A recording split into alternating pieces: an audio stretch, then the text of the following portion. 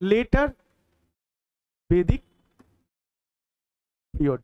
এই লেটার বেদিক পিরিয়ডে অ্যাকচুয়ালি আমরা আগে যেটা পড়েছি সেটা হচ্ছে টোটাল আমরা বললাম কি না sorry 1500 BC to 1500 BC to 1500 BC থেকে সরি 1500 বিসি টু তার কত বিসি পর্যন্ত 600 বিসি পর্যন্ত। এর মধ্যে 1000 বিসি একটা ছিল, এই 1000 তাহলে 1500 বিসি থেকে 1000 বিসি আর 1000 বিসি থেকে 600 বিসি, এটাকে বলা হয় স্যার প্রি বেদিক পিরিয়ড বা ঋগ বেদিক পিরিয়ড।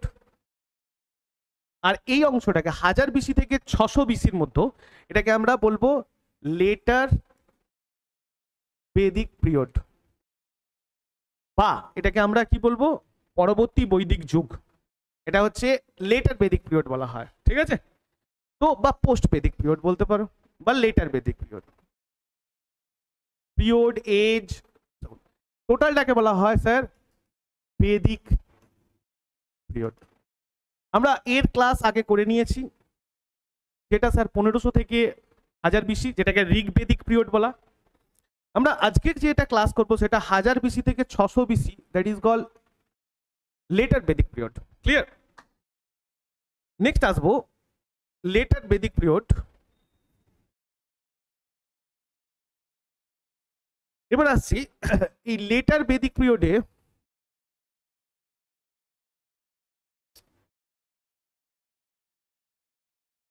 কত থেকে 1000 বিসি থেকে 600 বিসি পর্যন্ত।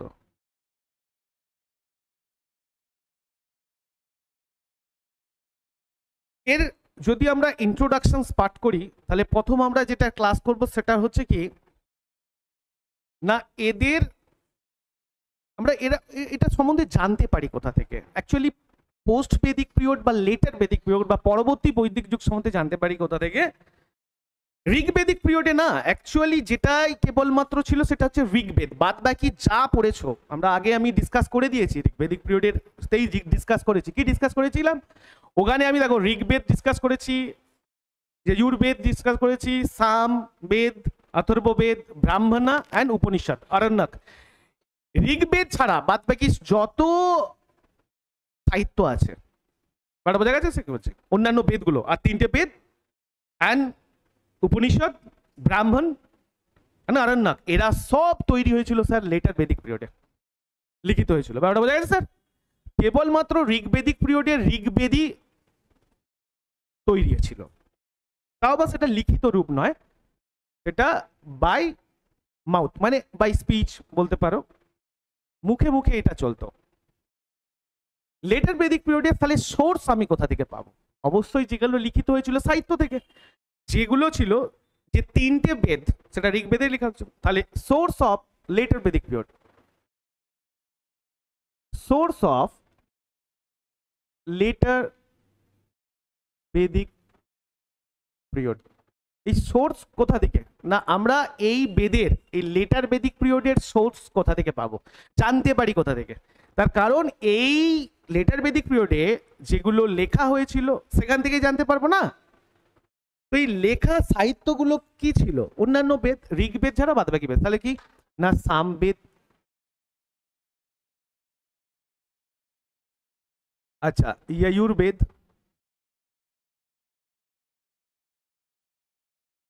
अथर्ववेद, उपनिषद,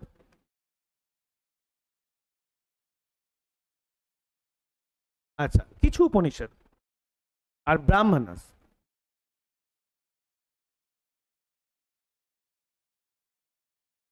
এই সামবেদ, যজুর্বেদ, অথর্ববেদ, উপনিষদ এন্ড ব্রাহ্মণাস, এখান থেকে আমরা লেটার বেদিক পিরিয়ড সম্বন্ধে জানতে পারি। তার কারণ সামবেদ, যজুর্বেদ, অথর্ববেদ, উপনিষদ এন্ড ব্রাহ্মণস এগুলো সব লিখিত হয়েছিল স্যার লেটার বেদিক পিরিয়ডে। আর প্রিবেদিক পিরিয়ড বা ঋগ্বেদিক পিরিয়ডে কেবলমাত্র ঋগ্বেদই ছিল। বোঝা গেছে স্যার? তাহলে এইগুলোই সোর্স না লেটার বেদিক পিরিয়ডে।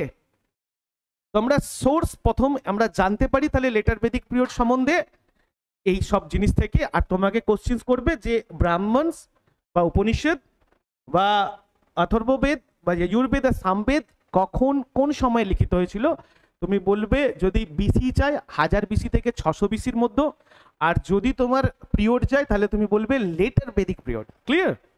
বুঝে গেছে স্যার? নেক্সট, এই বেদিক পিরিয়ডে আমরা কিছু দেখব যেটা settlement.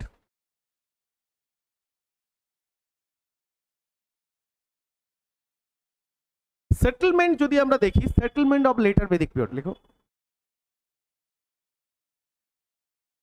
Settlement of later Vedic period. সেটেলমেন্টটা কি, মানে এরা কোথায়, মানে ঋগ্বেদিক পিরিয়ডে আমরা জানি স্যার কোথায় এসে কোথা থেকে এসে আমাদের যে অঞ্চলগুলো ভারতবর্ষের যে যে জায়গাগুলো বসবাস করত, সেটা হচ্ছে বেসিক্যালি ছিল সিন্ধ আর সিন্ধের যে উপনদীগুলো আছে তার আশেপাশে এরা বসবাস করতো, তার সঙ্গে সঙ্গে পাঞ্জাব। কিন্তু লেটার বেদিক পিরিয়ডে এরা আস্তে আস্তে ওই সিন্ধের উপনদী বা পাঞ্জাব এই দিল্লি এই জায়গা থেকে আস্তে আস্তে একটু এগোতে থাকে নর্দার্ন পার্ট, নর্দার্ন ইন্ডিয়ার দিকে শিফট হতে থাকে। আর স্যার সিন্ধুর যে উপনদীর যে অঞ্চলগুলোতে এরা বসবাস করতো এখান থেকে এরা গঙ্গা রিভারের তীরবর্তী অঞ্চলের দিকে সেটেলমেন্ট এগিয়ে আসতে থাকে। তার মানে এই সেটেলমেন্টটা ছিল, দেখো the centre of culture, centre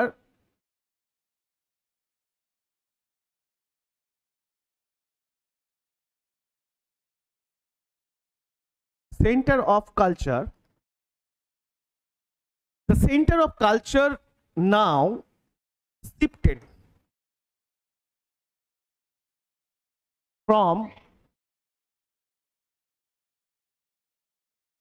Saraswati to Ganges। এরা কি করছে না, centre of culture, the centre of culture now shifted, মানে এই যে লেটার বেদিক পিরিয়ড পরবর্তী বৈদিক যুগের যে কালচারটা সেটা আস্তে আস্তে শিফট করতে থাকে কোথায় না, সরস্বতী রিভারের যে তীরবর্তী অঞ্চল ছিল আর সিন্ধ সরস্বতী এখান থেকে গঙ্গা রিভারের তীরবর্তী অঞ্চলে শিফট হতে থাকে। তার মানে আমরা এখান থেকে বুঝতে পারি যে লেটার বেদিক বা পরবর্তী বৈদিক যুগের যে এই সময় যে মানুষরা ছিল এরা আস্তে আস্তে গঙ্গা বা ইস্টার্ন সাইড বা নর্দার্ন সাইডে আসতে থাকে, বোঝা গেছে, ছড়িয়ে থাকতে থাকে। তো এর মধ্যে কোথায় কোথায় এরা এই জায়গাগুলো আমরা দেখতে পাই, অ্যাকচুয়ালি দ্য নর্দার্ন পার্ট,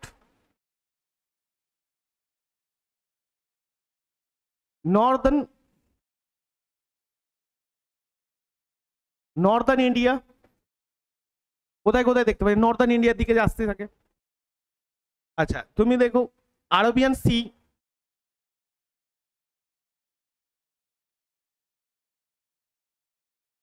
আরব সাগরের দিকে কিছু ছড়িয়ে আসতে থাকে। The Indian Ocean, the Indian Ocean, Indian ওশানের দিকে ভারত মহাসাগর এই দিকে কিছু সরে আসে। অ্যান্ড বিন্ধ্য যে পর্বত আছে সেই বিন্ধ্য পর্বতের দিক পর্যন্তও ছড়িয়ে যায়, ঠিক আছে।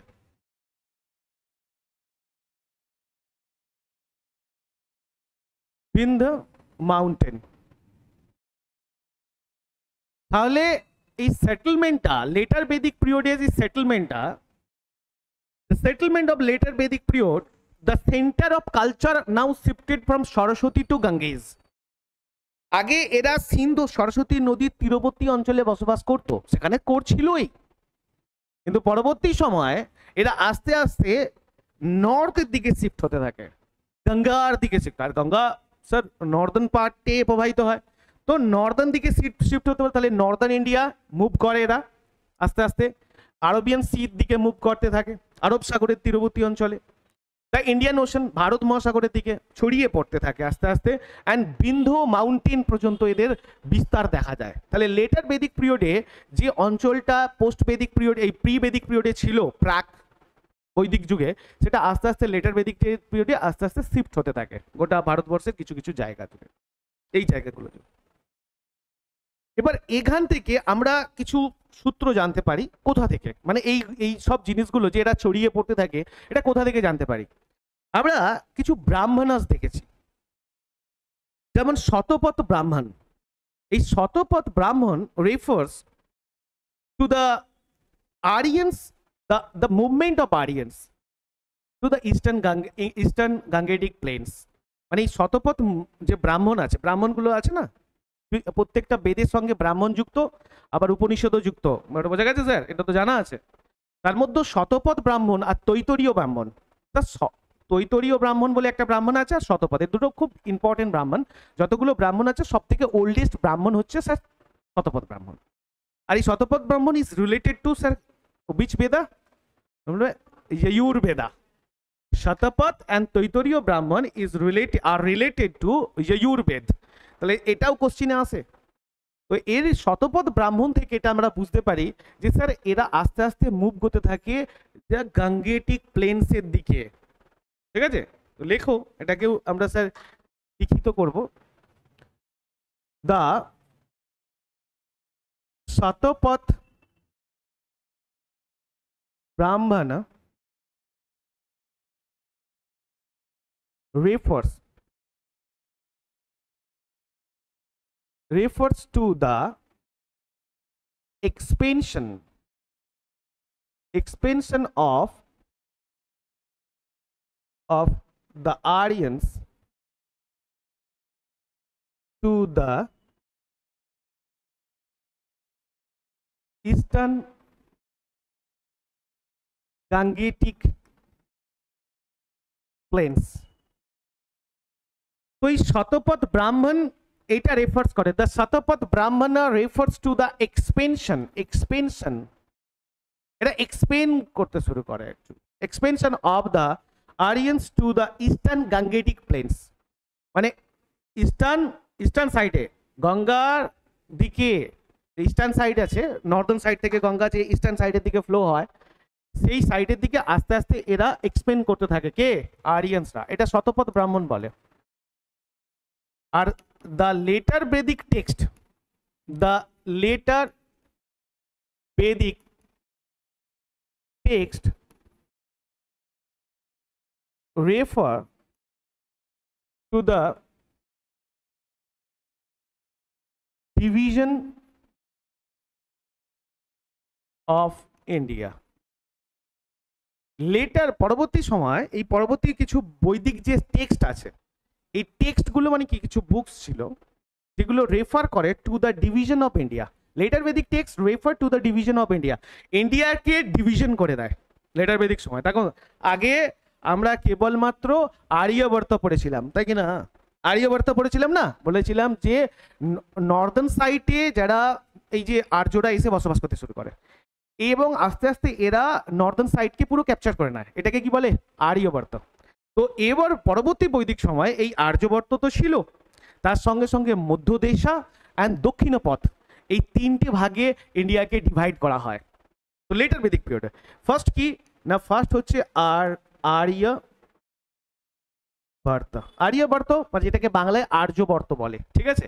এটা মানে কি না নর্দার্ন ইন্ডিয়া, এটা মানে হচ্ছে নর্দার্ন ইন্ডিয়া। আর্যবর্ত এর মানে হচ্ছে কি স্যার নর্দার্ন ইন্ডিয়া। তাহলে প্রথমে এরা আর্যবর্ততে বিলংস করতো, মানে নর্দার্ন ইন্ডিয়াতে বিলংস করতো, তো সেটা একটা পার্ট।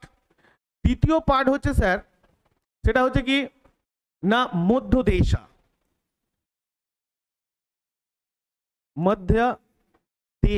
মধ্যদেশাটাকে কি বলা হয়? Central India. Central India, Madhyadesha central India. And 3 number sir এটাকে বলা হয় দক্ষিণা পথ। দক্ষিণা পথ, এই দক্ষিণা পথ মানে হচ্ছে স্যার সাউদার্ন ইন্ডিয়া।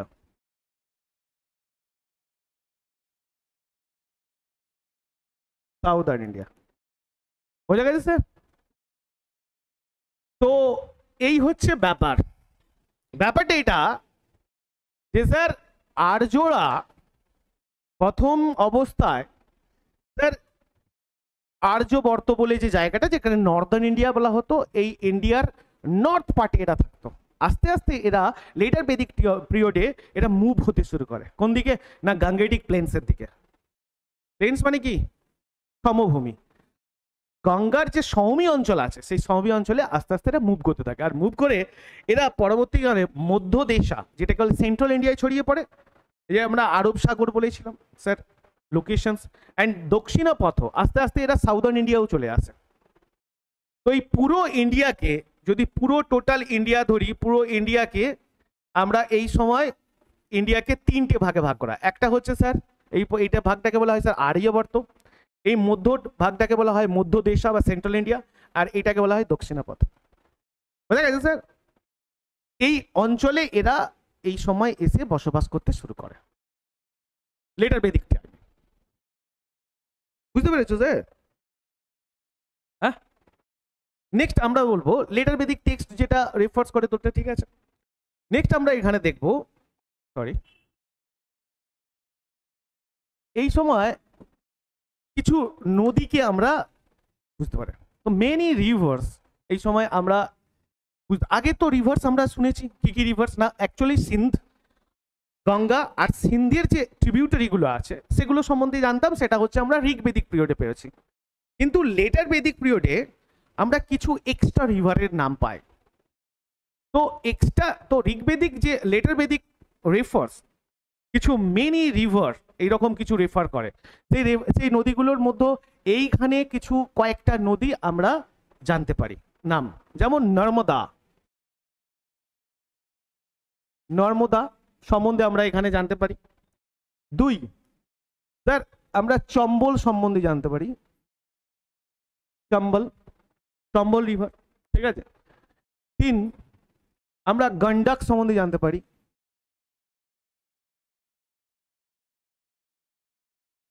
তো এখানে কয়েকটা রিভার আমরা আরো উল্লেখযোগ্যভাবে পাই, সেটা হচ্ছে কি নর্মদা, চম্বল আর গন্ডক। নর্মদা, চম্বল অ্যান্ড গন্ডক। আগে আমরা কি পেয়েছি, আগে আমরা পেয়েছিলাম এটা ঋগ্বেদিক টাইমে। ঋগ্বেদিক টাইমে আমরা যে নদীগুলো পাই সেটা হচ্ছে কি সিন্ধ পেয়েছিলাম, তার সঙ্গে সঙ্গে কি পেয়েছিলাম, সরস্বতী, দেন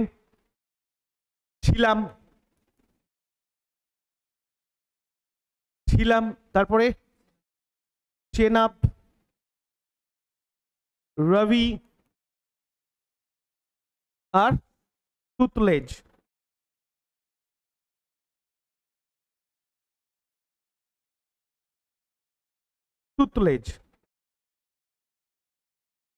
তো এই রিভারগুলো আমরা তো স্যার ওই সময় পেয়েছিলাম। এখানে কিন্তু আমরা গঙ্গা সম্বন্ধেও জানতে পারি, ঠিক আছে। প্রথম আমরা কি না ঋগ্বেদিক পিরিয়ডে সিন্ধ, আর আমরা সরস্বতী, ঝিলাম, চেনাব, রবি, সুতলেজ এই সম্বন্ধে আমরা জানি।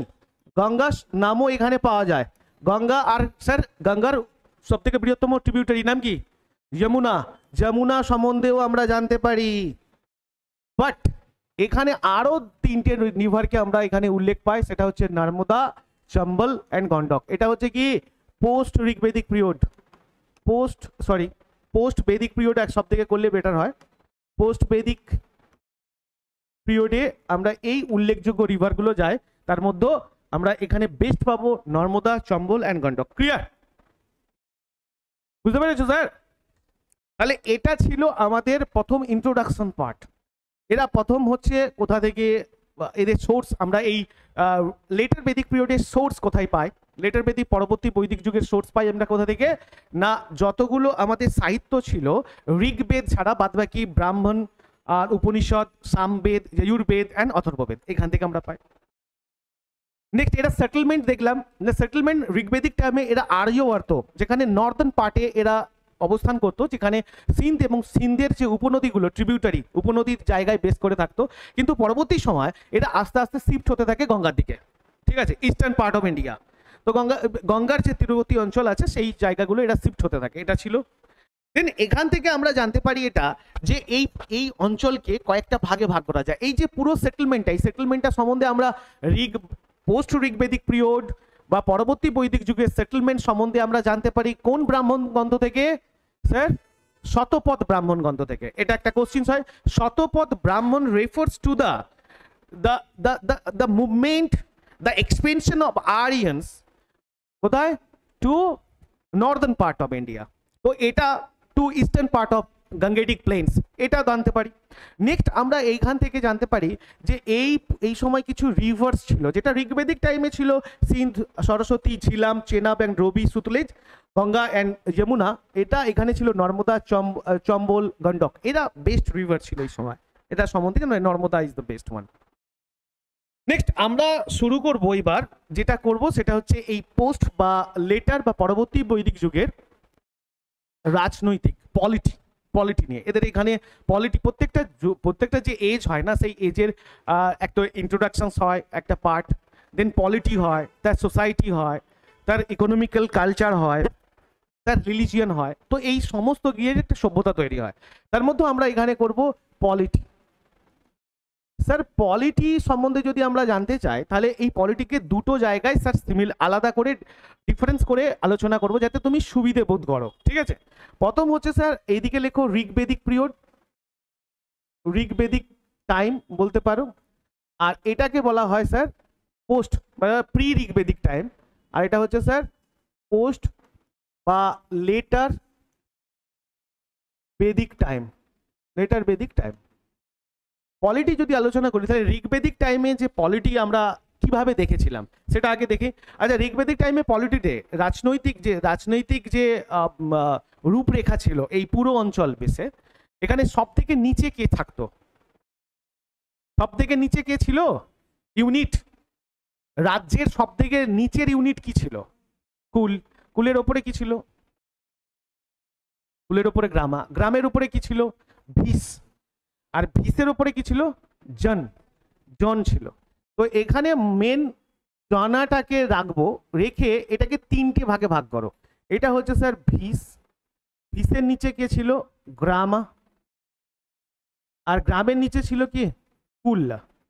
তো এইটাকেও ভিস, দেন গ্রামা, দেন কুলা। আর এখান থেকেও ভিস তৈরি করো, দেন গ্রামা, কুলা।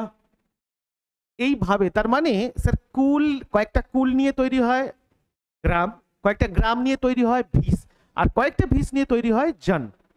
এটা বোঝা গেছে? তাহলে ঋগ্বেদিক টাইমে সব থেকে নিচের ইউনিট কি ছিল? কুল। এই কয়েকটা কুল নিয়ে গ্রাম, কয়েকটা গ্রাম নিয়ে ভিস, তাহলে কয়েকটা ভিস নিয়ে কি তৈরি হতো? জন। তো এই লেটার বেদিক পিরিয়ডে এই জিনিসটা একটু অন্যরকম হয়ে যায়। এখানে জানা প্লাস জন প্লাস জন, জানা আমি এর স্পেলিং করছি, এই একসঙ্গে অনেকগুলো জনকে নিয়ে তৈরি হয় জনপদ, এটাকে জনপদ বলে। এরপরে আমরা আসবো জনপদ, ষোড়শ মহাজন পদ। তার মানে দেখো আস্তে আস্তে হিস্ট্রি কিভাবে ডেভেলপ করছে। তো আগে আমরা জন দেখলাম, এরপরে কয়েকটা জন নিয়ে তৈরি হচ্ছে জনপদ। এই জনপদগুলোর মধ্যে মেনলি টু ইম্পর্টেন্ট জনপদ ওয়্যার কি কি ছিল? এক হচ্ছে স্যার কুরু, আর দুই হচ্ছে যে দুটো জনপদ ছিল না এই সময়, পাঞ্চাল। তাহলে ভালো করে বোঝো, এখানে জন তৈরি হয়েছে, এখানে জন প্লাস জন প্লাস জন, মানে কয়েকটা জন নিয়ে তৈরি হয় কি একসঙ্গে জনপদ। এই জনপদের মেনলি এখানে টু ইম্পর্টেন্স আর সব থেকে ভ্যালুয়েবল যে জনপদগুলো ছিল, মেনলি টু ইম্পর্টেন্ট জনপদ ওয়্যার কি কে ছিল?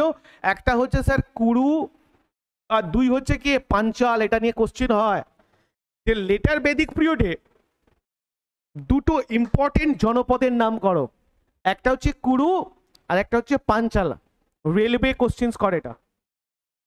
এই কুরু আর পাঞ্চাল, এই কুরু কাকে কাকে নিয়ে তৈরি হয়? কুরু তৈরি হয়েছিল কাকে কাকে নিয়ে? পুরুষ অ্যান্ড ভারত।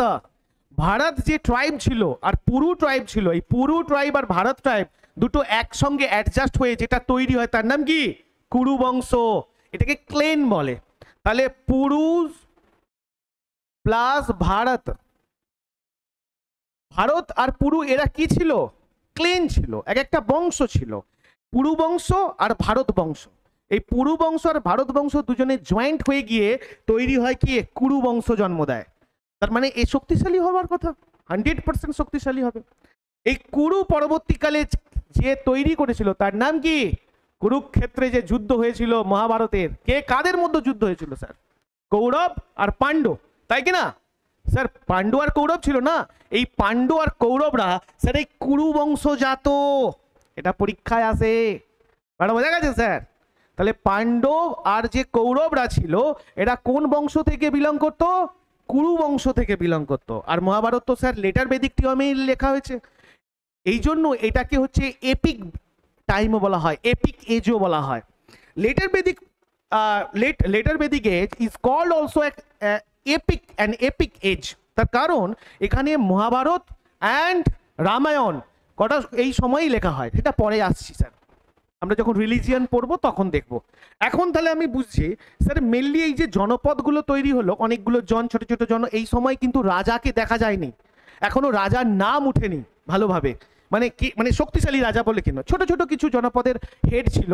কিন্তু যখন এই অনেকগুলো জন একসঙ্গে মিলে জনপদ তৈরি করে, তখন এই জনপদের মধ্যে দুটো স্যার জনপদ খুব ইম্পর্টেন্ট উপরে উঠে আসে। তার নাম কি? কুরু অ্যান্ড পাঞ্চালা। কুরুর মধ্যে দুটো বংশ একসঙ্গে জয়েন্ট হয়ে কুরু বংশ তৈরি হয়, যেটা ভারত আর পুরু। আগে আমরা ঋগ্বেদিক টাইমে দেখেছি ভারত পুরুর সাথে যুদ্ধ করছে, ভারত পুরুর সাথে যুদ্ধ করছে, ভারত ওখানে জিতে যায়। কিন্তু পরবর্তী সময় ভারত ওই কুরুকে একসঙ্গে অধিগ্রহণ করে নেয়, করে নিয়ে নতুন বংশ, পুরুকে একসঙ্গে অধিগ্রহণ করে নিয়ে নতুন বংশ জন্ম দেয়, তার নাম কুরু বংশ। এই কুরু বংশ থেকে দুটো আমরা জানি যার নাম পাণ্ডব আর কৌরব। কৌরব আর পাণ্ডবরা এরা কুরু বংশজাত, ঠিক আছে, যেটা মহাভারতের যুদ্ধ যেখানে হয়েছিল। নেক্সট আমরা আসবো, এদের রাজা ছিল। এবারে এই এদের মধ্যে কুরুর মধ্যে কে থাকবে? রাজা থাকবে। এই রাজা যে কিং থাকবে, আমরা এই লেটার বেদিক পিরিয়ডেই করছি, যে রাজা থাকবে, রাজা।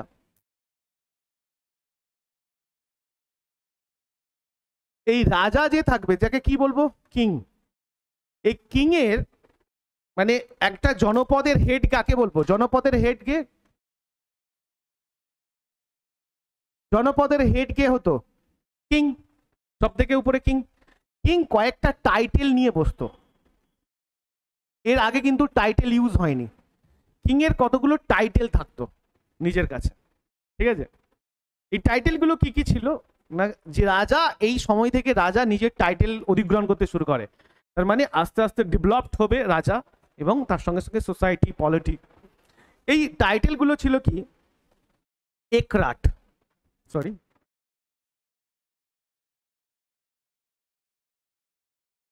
একরাট, সম্রাট, রাজা ভীষ্মজানা,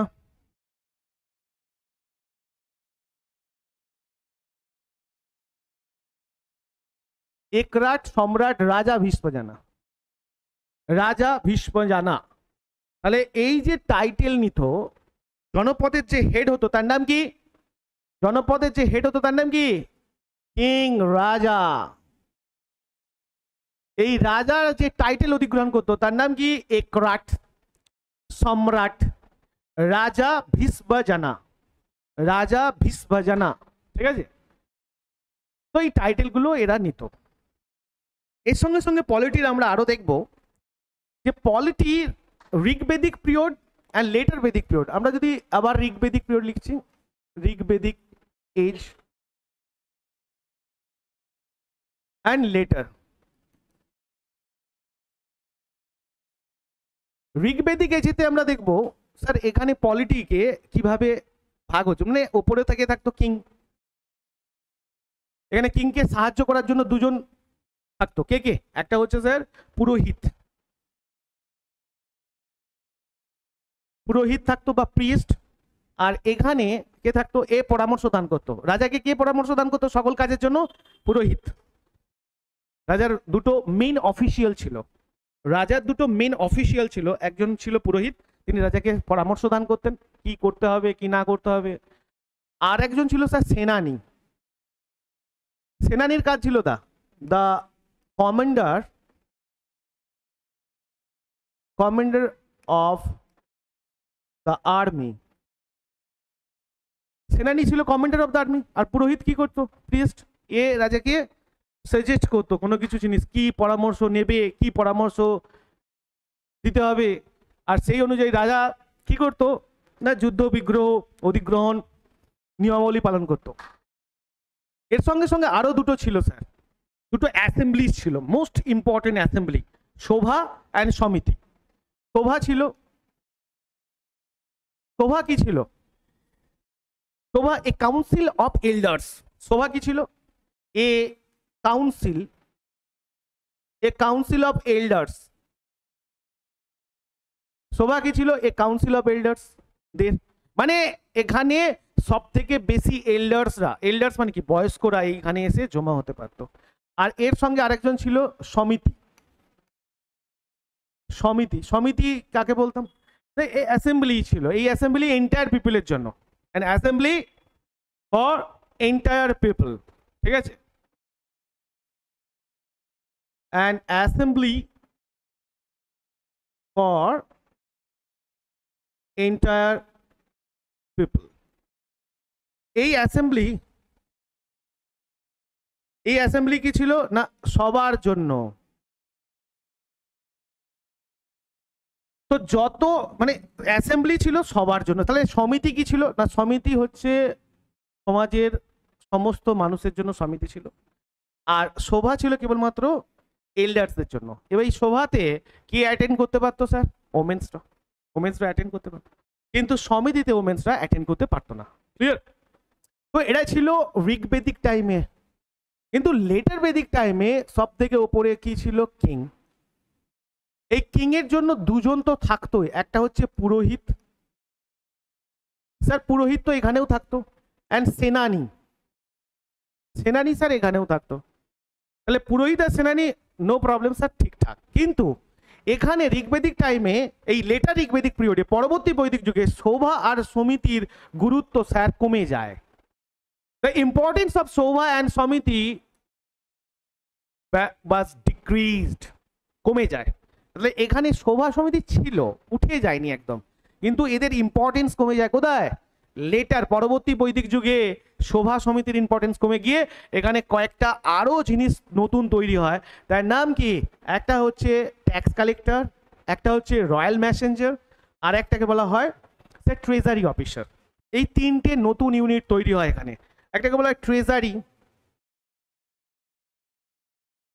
স্যার ট্রেজারি অফিসার,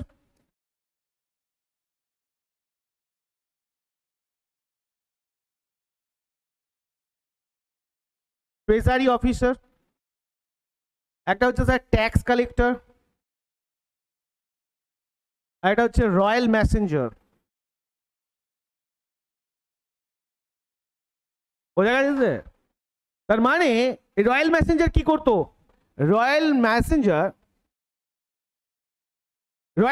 কি করতো না? রয়্যাল মেসেঞ্জার হচ্ছে সমাজে কি ঘটছে না ঘটছে, দেশ জনপদগুলোতে কি ঘটছে না ঘটছে, সেগুলো মেসেজ প্রদান করার জন্য রাজার কাছে একজন রয়্যাল মেসেঞ্জার থাকতো, ঠিক আছে? ট্যাক্স কালেক্টর না, ইনি ট্যাক্স কে নিত? রাজাই নিত, কিন্তু একজন কালেক্টরকে তো নিয়োগ করে রাখতে হবে যে কালেক্ট করে আনবে। তো রাজা একটা ট্যাক্স কালেক্টর নিয়োগ করলেন, যেখান থেকে ট্যাক্স রাজাকে প্রদান করতে হতো, প্রজারা ট্যাক্স প্রদান করতে বাধ্য থাকতো। অ্যান্ড ট্রেজারি অফিসার, কর্মচারী নিয়োগ করলো, যা হিসেবপত্র কোথায় কিভাবে আদায় হচ্ছে এইগুলোকে ছানবিন করার জন্য একটা ট্রেজারি অফিসারও নিয়োগ করা হতো। তাহলে লেটার বেদিকে যে পুরোহিত, সেনানি, royal messenger, tax collector and treasury officer, এইগুলো নতুন এই তিনটে পদ তৈরি হলো, যের মধ্যে স্যার সভা সমিতিও ছিল, বাট সভা সমিতির ইম্পর্টেন্স এই সময় কমে যায়। ক্লিয়ার? সভা সমিতির ইম্পর্টেন্স এই সময়টা কি হয়? কমেই যায়। বোঝা গেছে স্যার? নেক্সট আমরা আসবো এবার, বুঝতে পারা গেছে? ক্লিয়ার? নেক্সট পার্টে আমরা দেখবো যে স্যার এখানে আমরা পলিটি পড়বো, পলিটি আজ পর্যন্ত আছি। এর মধ্যে দুটো জিনিস ছিল, একটা হচ্ছে স্যার এই সময় এই যে অফিসিয়ালস গুলো ছিল, in Rigvedic time the officers, যে মিলিটারি অফিসার ছিল, মিলিটারি অফিসার এখানে ঋগ্বেদিক টাইমে, in Rigvedic age the military official কে কে ছিল, মিলিটারি অফিসিয়ালস কে কে ছিল? এক হচ্ছে স্যার সেনানি, আর একটা হচ্ছে স্যার গ্রামিনী। সেনানি কি করতো? The commander in chief. আর গ্রামিনী কি হতো? The commander of village.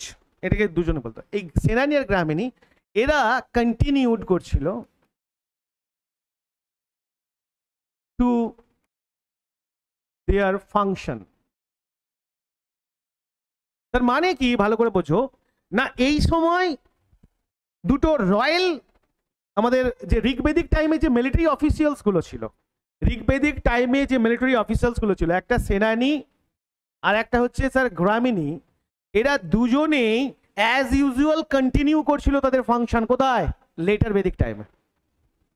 মানে লেটার বেদিক টাইমে এরা কিন্তু চলে যায়নি, সেনানিও ছিল গ্রামিনীও ছিল। মানে একটা যুগ তো অনেকটা দিন পর চেঞ্জ হচ্ছে, তার মানে কিছু তো চেঞ্জ হবে। তো কিছু চেঞ্জের মধ্যে এদের চেঞ্জ ছিল না, সেনানি আর গ্রামিনী এরা অ্যাজ ইউজুয়াল এদের ওয়ার্ক করে যাচ্ছিল। কিন্তু এখানে দুটো জিনিস অসুবিধে ছিল। একটা হচ্ছে কি, শোভা সমিতি অ্যান্ড বিধাতা। শোভা সমিতি অ্যান্ড বিধাতা তিনটে অ্যাসেম্বলিজ ছিল এখানে। মেন অ্যাসেম্বলিজ বেদিক টাইমের মেন অ্যাসেম্বলিজ কি ছিল?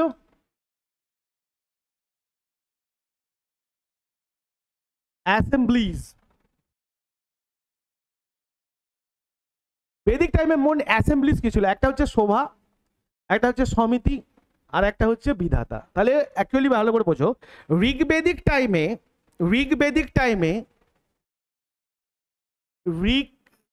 টাইমে শোভার গুরুত্ব ছিল, সমিতির গুরুত্ব ছিল, বিধাতারও গুরুত্ব ছিল। বাট লেটার বেদিক টাইমে শোভার ইম্পর্টেন্স কমে যায়, ডিক্রিজ হয়, সমিতিও ডিক্রিজ হয়, বিধাতা একদম আউট হয়ে যায়। The assembly বিধাতা had completely disappeared by now. এই সময় বিধাতা একদম পুরোপুরি ভাবে অবলুপ্ত হয়ে যায়। ঠিক আছে, এবার ব্যাপারটা আছে, শোভা কাদের assemblies? a council of elders, a council of elders।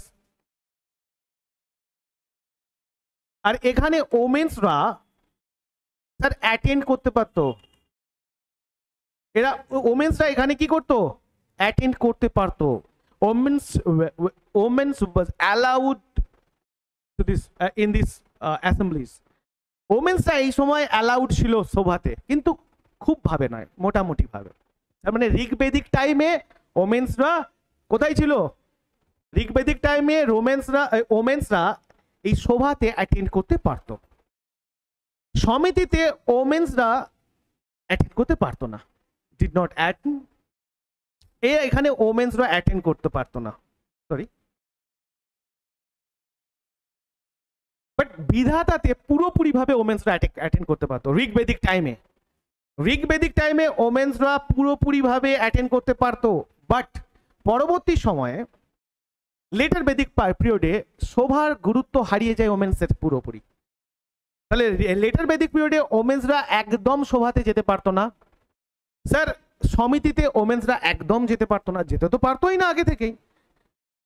R sir যেটা ছিল সেটা হচ্ছে বিধাতা। এই বিধাতাটা যদি পুরোপুরি ভাবে অবলুপ্ত হয়ে যায়, তাহলে ওমেন্সদের যাওয়ার কোনো জায়গায় ছিল না, কোনো অ্যাসেম্বলি অ্যাটেন্ড করার কোনো রূপই ছিল। তার মানে এখান থেকে বুঝতে পারা যায় যে স্যার ঋগ্বেদিক পিরিয়ডে মেয়েদের অধিকার যেমন ছিল, যে জায়গায় পৌঁছেছিল, স্যার লেটার বেদিক পিরিয়ডে সেই জায়গা থেকে অনেক ডাউনফল হয়ে যায়, এবং এখানে সাধারণত কেউ কোনো অ্যাসেম্বলিতে যোগদান করতে পারতো না। এটা দেখে তুমি মনে করতে পারো স্যার লেটার বেদিক পিরিয়ডে মেয়েদের যে সামাজিক অবস্থান সেটা অনেক ডাউন হয়ে যায়, রাজনৈতিক এবং সামাজিক অবস্থান।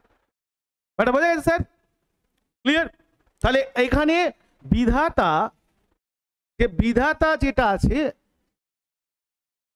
এটা নোটসের মধ্যেই করো, বিধাতা had completely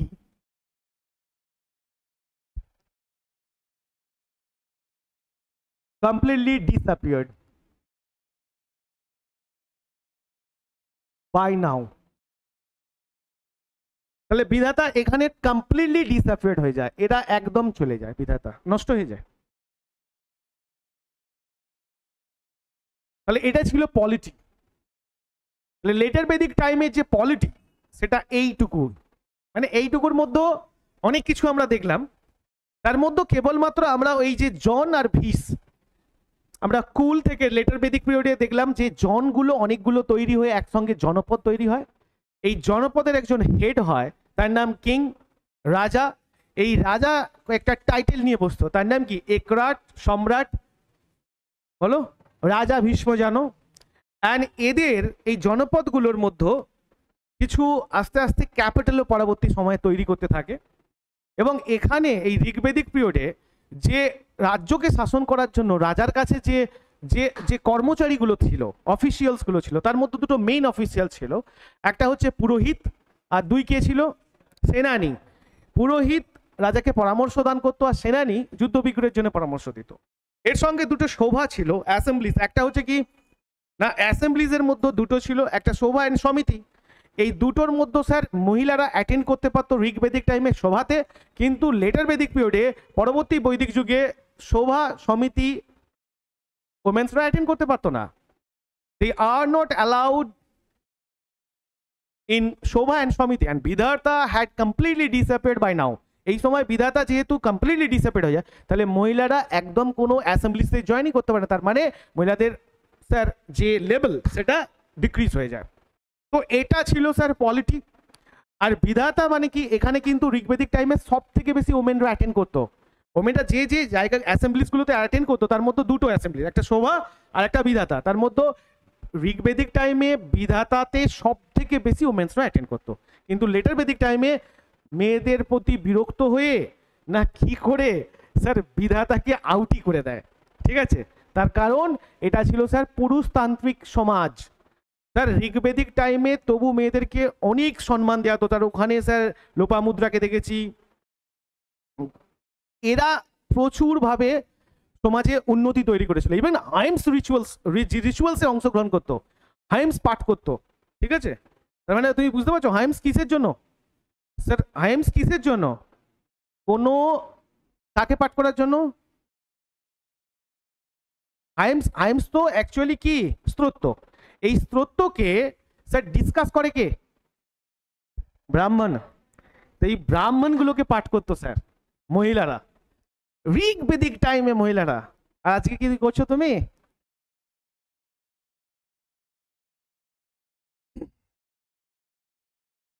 চলো নেক্সট আমরা আসবো স্যার সোসাইটি। ঠিক আছে, তো আমরা ঋগ্বেদিক টাইমে আমরা পড়লাম প্রথমে ইন্ট্রোডাকশন পার্ট, দেন পলিটি পড়লাম, দেন সোসাইটি পড়লাম।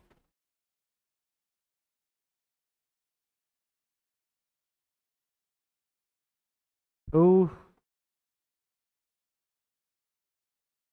সোসাইটি, তা সোসাইটি যদি আমরা দেখি তাহলে এখানে প্রথম তো দেখবো যে স্যার ঋগ্বেদিক টাইমের সঙ্গে লেটার বেদিক টাইমে পরবর্তী বৈদিক যুগের যেটা আমরা আজকে করছি, এই দুটোর সোসাইটিকে আমরা মেলে ঝুলে স্যার ক্লাস করব। ঠিক আছে স্যার, তাহলে সোসাইটির মধ্যে একদিকে স্যার ঋগ্বেদিক লেখো, তাহলে সুবিধা হবে। ঋগ্বেদিক পিরিয়ড, আর একটা হচ্ছে sir later Vedic period.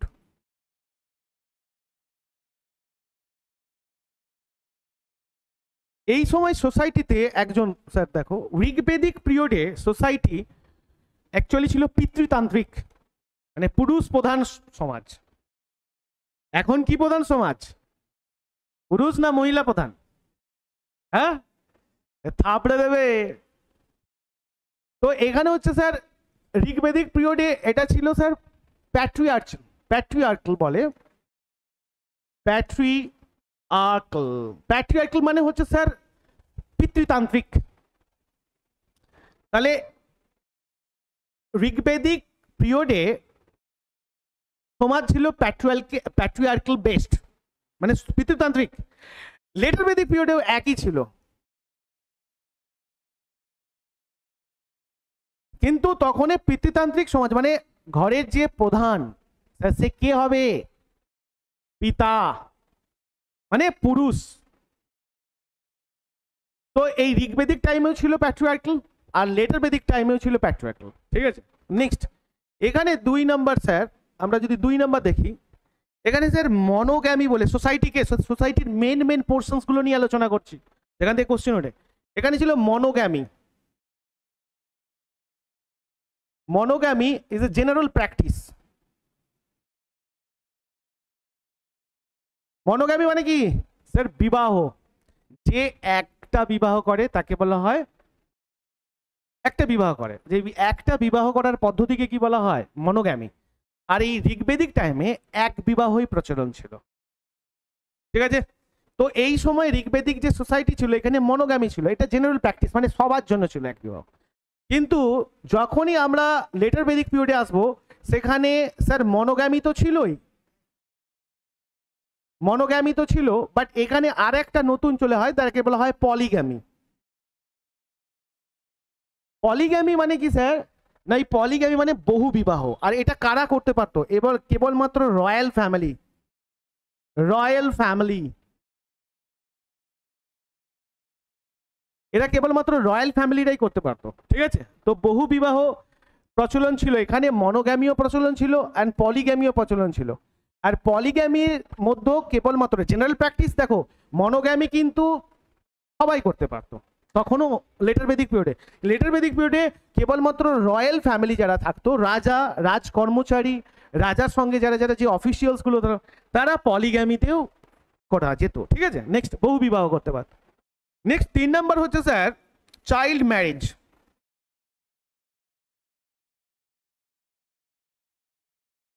Child marriage এখানে ওয়াজ নট অ্যালাউড। এখানে চাইল্ড ম্যারেজ কি হয়েছিল স্যার? ঋগ্বেদিক টাইমে চাইল্ড ম্যারেজ ছিল? ছিল না। ঋগ্বেদিক টাইমে child marriage was not allowed, child marriage হতো না।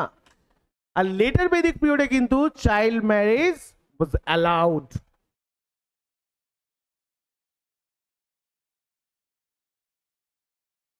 চাইল্ড ম্যারেজ ওয়াজ অ্যালাউড, এখানে চলতো। স্যার ঋগ্বেদিক পিরিয়ডে আমরা যদি সতী প্র্যাকটিস দেখি, সতী প্র্যাকটিস,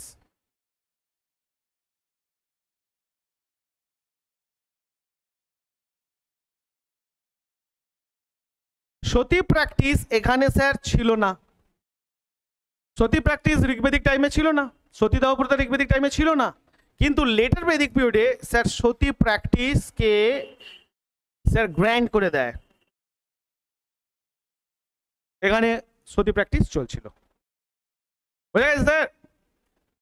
তো ঋগ্বেদিক টাইম আর লেটার বেদিক টাইমকে যদি আমরা কম্বাইন করতে পারি, তাহলে আমরা লেটার বেদিক টাইমটাকে বুঝতে পারবো, তার সঙ্গে সঙ্গে ঋগ্বেদিক টাইমটাকেও বুঝতে পারবো। তাহলে ঋগ্বেদিকের সোসাইটি কি ছিল? প্যাট্রিয়ার্কাল। প্যাট্রিয়ার্কাল মানে কি? পিতৃতান্ত্রিক, পুরুষ প্রধান সমাজ। কিন্তু লেটার বেদিক টাইমেও কিন্তু আমরা দেখলাম যে এখানেও প্যাট্রিয়ার্কাল বা পিতৃতান্ত্রিক। ঋগ্বেদিক টাইমে সোসাইটিতে মনোগ্যামি প্রথা প্রচলন ছিল, যেটাকে জেনারেল প্র্যাকটিস, মানে সবাই করতে পারে, সবার জন্য এক বিবাহ, কেউ নাও করতে পারে। আচ্ছা, কিন্তু 2 স্যার লেটার বেদিক কি হবে স্যার? মনোগ্যামি প্লাস পলিগ্যামি দুটোই অ্যালাউড ছিল। মনোগ্যামি স্যার মানে এক বিবাহ, আর পলিগ্যামি বহু বিবাহ। বহু বিবাহ কেবলমাত্র রয়্যাল ফ্যামিলিজরাই করতে পারত। স্যার এখানে child marriage was not allowed, ছিল না, অ্যান্ড এখানে অ্যালাউড করে দেওয়া হয় চাইল্ড ম্যারেজকে। অ্যান্ড এখানে সতী প্র্যাকটিসকে বন্ধ রাখা হয়েছিল, সতী প্র্যাকটিস ছিল না, মানে সতী, যেটা আমরা সতী প্র্যাকটিস ওটাকে বলি সতীদাহ প্রথা, তো এখানে সতীদাহ প্রথা শুরু হয়ে যায়। ওটা হচ্ছে স্যার, তো ঋগ্বেদিক টাইমে স্যার, প্রি ঋগ্বেদিক টাইমে সতী প্র্যাকটিস ছিল। নেক্সট আমরা দেখব এটা, এখানে ঋগ্বেদিক টাইম করে নাও আর লেটার বেদিক।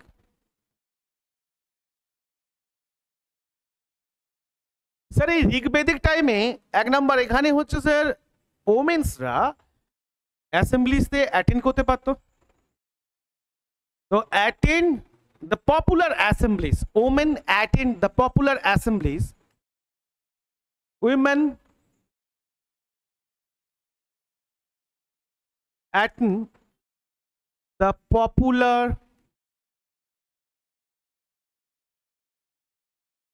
অ্যাসেম্বলিজ। কি কি এখানে উমেন্স কিসে কিসে অ্যাটেন্ড করতে পারতো? এক নাম্বার ছিল, এ ছিল হচ্ছে স্যার শোভা, আর বি ছিল হচ্ছে স্যার বিধাতা, সরি। তাহলে শোভা এবং বিধাতা, এই উমেন্সরা, women attend the popular assembly, শোভা অ্যান্ড বিধাতা। এখানে sir womens did not attend, এরা অ্যাটেন্ড করতো না, এখানে অ্যাটেন্ড কিন্তু কোনো কিছুতেই করতে পারতো না।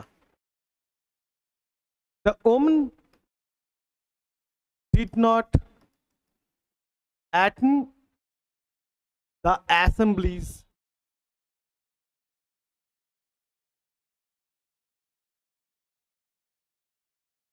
প্রথম তো হচ্ছে স্যার এখানে বিধাতা উঠে যায়, একদম ডিসেপারেট হয়ে যায়, আর ছিল শোভা, ছিল শোভা, কিন্তু এখানে উমেন্সরা অ্যাটেন্ড করতে পারেন। বোঝা গেছে স্যার? তো লেটার বেদিক পিরিয়ডে ওমেন্সরা অ্যাটেন্ড করতে পারতো না, কোনো অ্যাসেম্বলিজ জয়েন করতে পারতো না, কিন্তু ঋগ্বেদিক টাইমে এরা অ্যাটেন্ড করতে পারতো। আর সব থেকে পপুলারলি অ্যাটেন্ড করতে পারতো কোনটাতে? স্যার বিধাতাতে। শোভাতে কিছুটা অ্যাটেন্ড করতো, মানে কম করে, কিন্তু বিধাতাতে প্রচুরভাবে অ্যাটেন্ড করতে পারতো। ঠিক আছে, নেক্সট আমরা আসবো, এটা ছিল স্যার ঋগ্বেদিক টাইমের পলিটি। এবং এই পলিটি, সরি সোসাইটি আমরা করছি, সোসাইটির মধ্যে আরও কিছু ইনফরমেশনস আমরা নেব। তার মধ্যে সোসাইটিকে 4টে ভাগে ভাগ করা হতো এই সময়। 4টে ভাগে ভাগ তো আগেও করেছি আমি স্যার, ঋগ্বেদিক টাইমে সোসাইটিকে 4টে ভাগে ভাগ করা ছিল, লেটার বেদিক টাইমেও সোসাইটিকে 4টে ভাগ। কিন্তু এখানে জাস্ট একটু জিনিস চেঞ্জ হয়ে যায়। কি জিনিস চেঞ্জ হয়ে যায় না, এখানে society was 4-fold of society. The four-fold of,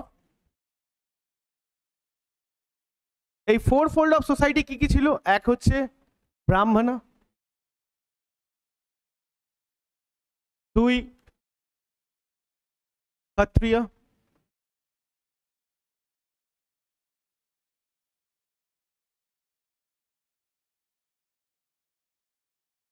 ক্ষত্রিয়, 3 বৈশ্য, and 4 শূদ্র।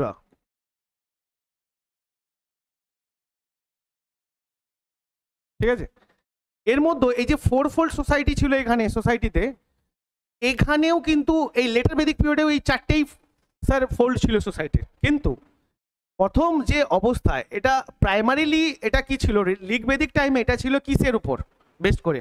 Occupation based. ঋগ্বেদিক টাইমে এটা ছিল অকুপেশন বেসড।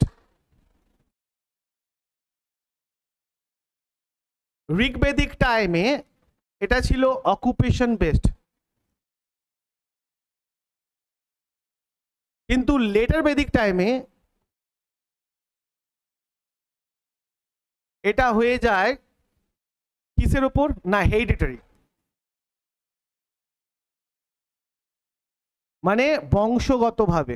আর এটা অকুপেশন বেস ছিল ঋগ্বেদিক টাইমে। বুঝতে পেরেছো স্যার? ভালো করে বোঝো। 4-fold অফ সোসাইটি যেটা ছিল, সোসাইটিকে 4টে ভাগে ভাগ করা হতো। কি কি? প্রথম হচ্ছে স্যার ব্রাহ্মণ, ক্ষত্রিয়, বৈশ্য অ্যান্ড শূদ্র। এই ব্রাহ্মণ, ক্ষত্রিয় আর বৈশ্য যে শূদ্র, সেটা ঋগ্বেদিক টাইমে অকুপেশন বেসড ছিল। অকুপেশন বেসড মানে কি? যে যা কাজ করবে সেই কাজের উপরে তাকে ব্রাহ্মণ, কাউকে ক্ষত্রিয়, কাউকে শূদ্র। যে যুদ্ধ করবে তাকে ক্ষত্রিয় বলা হতো, যে পুজো পর রিচুয়ালস হাইমস গুলো পাঠ করবে তাকে বলা হতো ব্রাহ্মণ, অ্যান্ড বৈশ্যরা বিজনেস, শূদ্ররা সব থেকে নিচের কাজ করতো। তো এই অকুপেশন বেস ছিল Rigvedic period.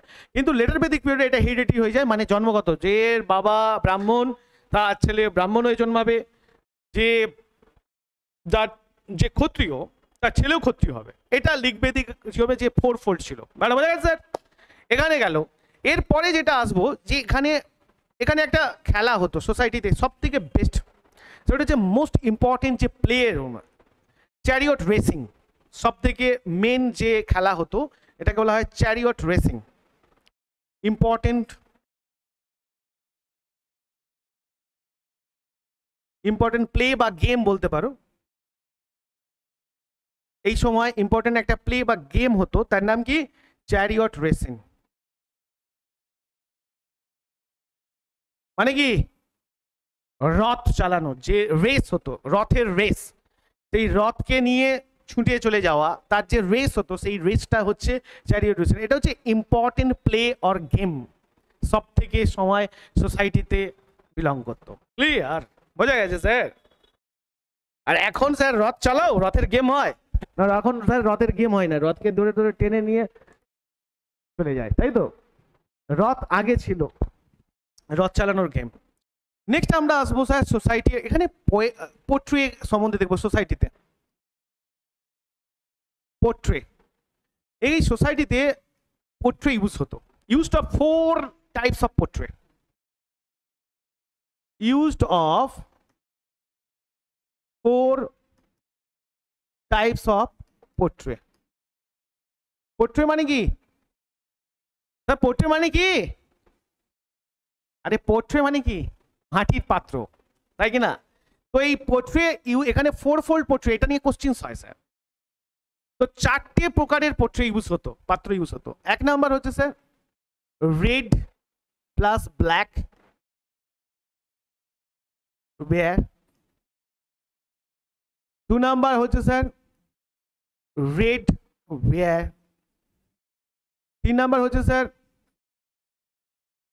Printed grey ware. 4 number হচ্ছে স্যার তুমি ব্ল্যাক অ্যান্ড গ্রে ওয়্যার। এই ছিল পোট্রি। এর মধ্যে সব থেকে ইম্পর্টেন্ট পোট্রি ছিল স্যার রেড। এটা সব থেকে বেশি ইম্পর্টেন্ট ছিল, রেড ওয়্যার। যে পোট্রিগুলো মাটির পাত্র ইউজ হতো তাতে কালার করা হতো। তার মধ্যে কি ছিল? রেড অ্যান্ড ব্ল্যাক দিয়ে একটা হতো, রেড ওয়্যারে একটা হতো, প্রিন্টেড গ্রে ওয়্যারে হতো, ব্ল্যাক অ্যান্ড গ্রে। তো এই এর মধ্যে সব থেকে ইম্পর্টেন্ট যে ওয়্যার ছিল, মানে পাত্র ছিল, তার হচ্ছে রেড ওয়্যার। লাল, মাটির লাল কালারের উপর বেস্ট করেছিল। বোঝা গেছে স্যার? এটা ছিল এই সময়ের পোট্রি, মানে সোসাইটিতে ইউজ হতো, প্রচুর ভাবে ইউজ হতো। এই পোট্রিটা এইরকম ছিল, এইরকম জিনিসগুলো ছিল যেটা মাটির পাত্র, এবং এতে বিভিন্ন কালার করা হতো। ঠিক আছে? তো এই পোট্রিগুলো, এই পাত্রগুলো সোসাইটিতে প্রচুর ভাবে প্রচলন ছিল, মানে ব্যবহার করা হতো। ঠিক আছে? নেক্সট আমরা আসবো সোসাইটির মধ্যে আরেকটা সব থেকে ইম্পর্টেন্ট যে পোর্শন, তার নাম হচ্ছে কি না ম্যারেজ, হিন্দু ম্যারেজ।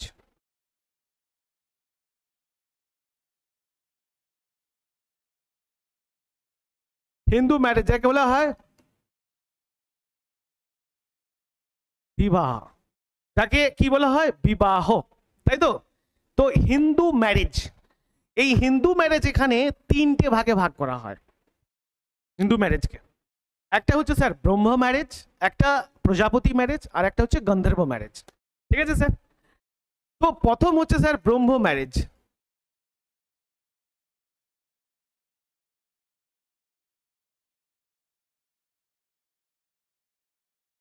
ব্রহ্ম ম্যারেজ কি না? এখানে ব্রহ্ম ম্যারেজ মানেটা কি না? Giving a girl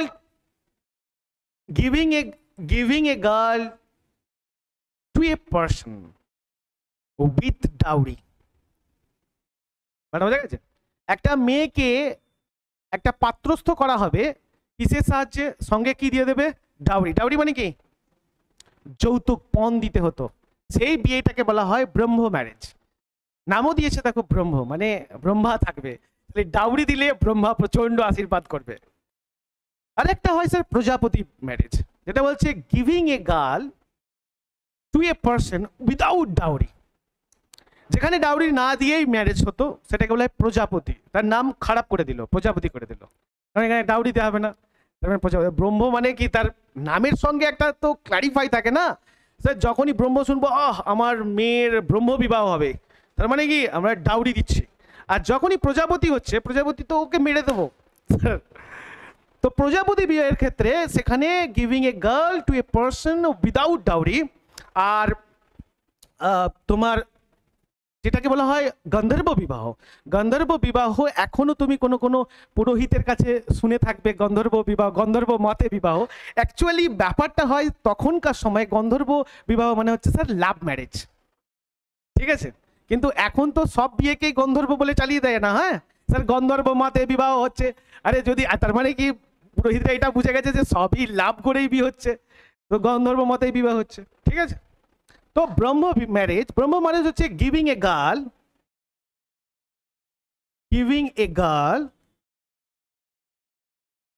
to a person with dowry.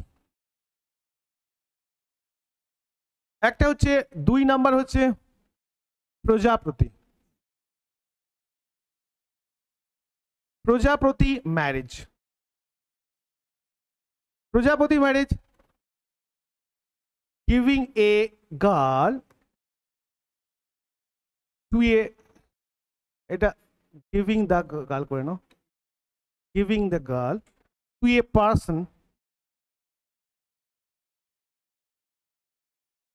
without dowry।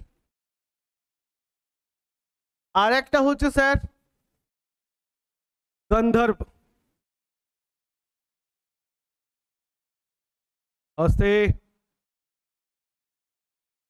Gandharba marriage. ম্যারেজের নাম শুনলে মনে পুলক জেগে যায় নাকি? গন্ধর্ব ম্যারেজ এটা হচ্ছে কি লাভ ম্যারেজ। ম্যারেজ একবার করো বুঝতে পারবে ম্যারেজের জ্বালা কি।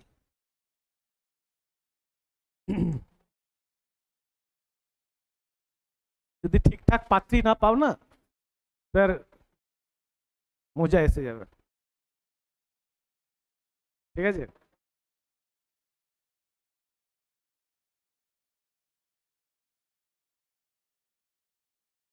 আছি তাহলে ব্রহ্ম ম্যারেজ, প্রজাপতি ম্যারেজ আর গন্ধর্ব ম্যারেজ, এটা ভালো করে মাথায় বসিয়ে দাও স্যার। ব্রহ্ম ম্যারেজ মানে with dowry, Prajapati marriage without dowry, and Gandharva marriage sir love marriage.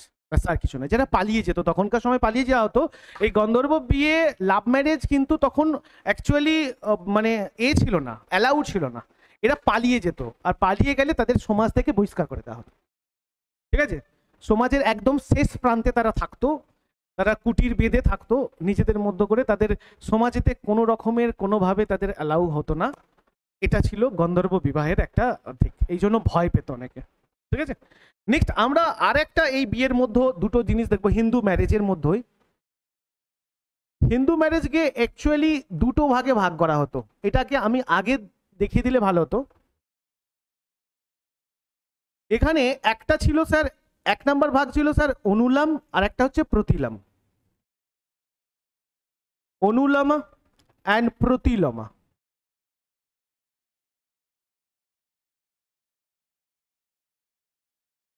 অনুলামা marriage আর প্রতিলম ম্যারেজ কি? Marriage between a male or female. তাহলে একটা মেল আর একটা ফিমেলের মধ্যেই তো ম্যারেজ হয়। বাট এখানের মেন জিনিসটা হচ্ছে marriage between a upper caste and lower caste, that is called Anuloma and Pratiloma. তাহলে লেখো marriage between a upper caste and a lower caste। আর এখানেও লিখে রাখো marriage between a upper caste and a lower caste। এইখানে এবার শুধু একটা জিনিসই মনে রাখো, আপার কাস্টের যে হতো না সেটা হচ্ছে মেল থাকতো, আর যে লোয়ার কাস্টের হতো সেটা হচ্ছে ফিমেল হতো। এর ঠিক উল্টোটা হচ্ছে স্যার প্রতিলাম। তাহলে যদি অনুলাম মনে রাখো তাহলে প্রতিলাম কোনো অসুবিধা নেই। অনুলামে হচ্ছে বলছে দেখো, অনুলাম হচ্ছে হিন্দু পুরো ম্যারেজকে আমরা দুটো সিকুয়েন্সে ভাগ করতাম এখানে লেটার বৈদিক টাইমে, পরবর্তী বৈদিক যুগে। অনুলাম মানে হচ্ছে sir marriage between a upper caste and lower caste, মানে একটা উচ্চ বর্ণ আর একটা নিম্ন বর্ণের মধ্যে বিয়ে হতো, কিন্তু উচ্চ বর্ণের কে হতো? মেল, মানে উচ্চ বর্ণের পুরুষ হতো আর মহিলাটা হতো নিম্ন বর্ণের। ঠিক এর উল্টোটা হচ্ছে প্রতিলাম, যেখানে উচ্চ বর্ণের মেয়ে থাকতো আর নিম্ন বর্ণের পুরুষ থাকতো, তাকে প্রতিলাম বলা হতো। ঠিক আছে, এখানে আপার কাস্ট কে হবে না, আপার কাস্ট হচ্ছে একজন ফিমেল হবে আর লোয়ার কাস্ট হচ্ছে একজন মেল হবে, একে অনুলাম আর একটা প্রতিলাম বলা হয়। বোঝা গেছে স্যার?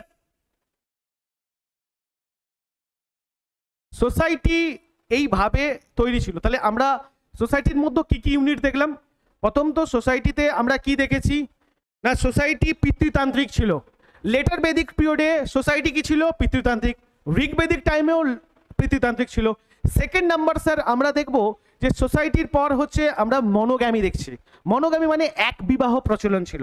ঋগ্বেদিক টাইমেও এক বিবাহ প্রচলন ছিল, আর লেটার বেদিক পিরিয়ডেও কি ছিল? এক বিবাহ ছিল, সঙ্গে সঙ্গে পলিগ্যামিও চালু হয়ে যায়। পলিগ্যামি মানে কি? বহু বিবাহ প্রথা। দেন তারপরে child marriage sir, later Vedic Rigvedic টাইমে child marriage was not allowed, কিন্তু লেটার বেদিক টাইমে চাইল্ড ম্যারেজ অ্যালাউড করে দেওয়া হয়। সতী প্র্যাকটিস ঋগ্বেদিক টাইমে বন্ধ ছিল, এখানে সতী প্র্যাকটিস চালু হয়ে যায়। এটা ছিল আমাদের।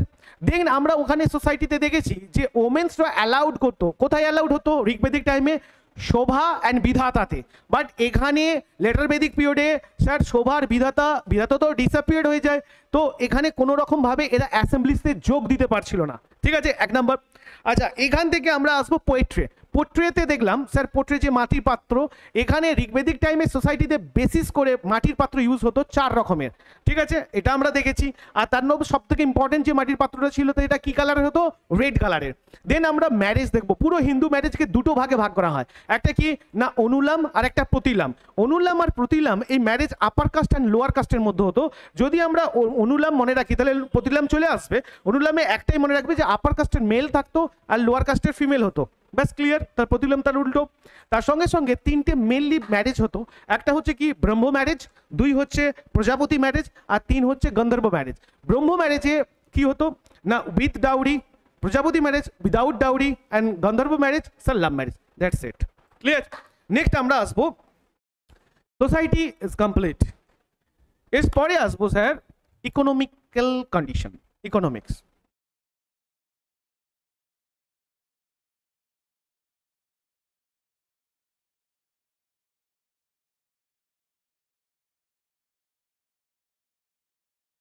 ইকোনমিক্যাল কন্ডিশনস বা ইকোনমিক্স।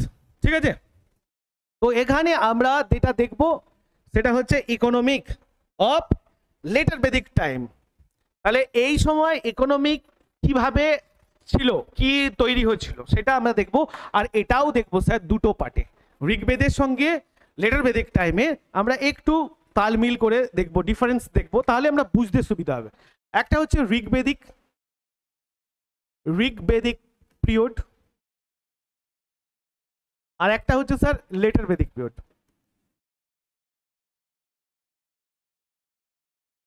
নেক্সট স্যার আমরা ঋগ্বেদিক পিরিয়ডে দেখবো ইকোনমিক্স। এটা স্যার ইকোনমিক্স কি ছিল? ঋগ্বেদিক টাইমে ইকোনমিক কি ছিল, কিসের উপর বেস ছিল? ঋগ্বেদিক টাইমে ইকোনমিক্স কিসের উপর বেস ছিল? পাস্তোরাল ছিল। এটা ছিল পাস্তোরাল, অ্যাকচুয়ালি পশুপালন, এগ্রিকালচার। ঋগ্বেদিক টাইমে এগ্রিকালচার স্যার এখনো পর্যন্ত শেখেনি। ঋগ্বেদিক টাইমে মেন এগ্রিকালচার মেন প্রফেশন ছিল, অকুপেশন ছিল স্যার পাস্তোরাল, পশুপালন। আর পশুপালনটা কি হতো সেটা হচ্ছে ক্যাটল রেয়ারিং। ক্যাটল রেয়ারিং পশুপালনকে একসঙ্গে কি বলে? Cattle rearing. কিন্তু এগ্রিকালচার এই সময় ছিল না নয় স্যার, ছিল, কারণ বার্লি উৎপাদন হতো এখানে, কিন্তু সেভাবে নয়, মেন অকুপেশন ছিল না। তো মেন অকুপেশন স্যার লেটার বেদিক টাইমের মেন অকুপেশন স্যার কি হতো না, বলো? এগ্রিকালচার। তাহলে এখানে ঋগ্বেদিক টাইমে ছিল পাস্তোরাল। পাস্তোরাল মানে কি? পশুপালন। আর পশুটা কি? Cattle rearing. ক্যাটল রেয়ারিং মানে কি? পশুপালন, পাস্তোরাল ছিল। এটা ঋগ্বেদিক টাইমে। কিন্তু এখানে লেটার বেদিক টাইমে এখানে হচ্ছে sir main occupation was agriculture. Main occupation কি ছিল? এগ্রিকালচার। এখানে কৃষিকাজ ছিল।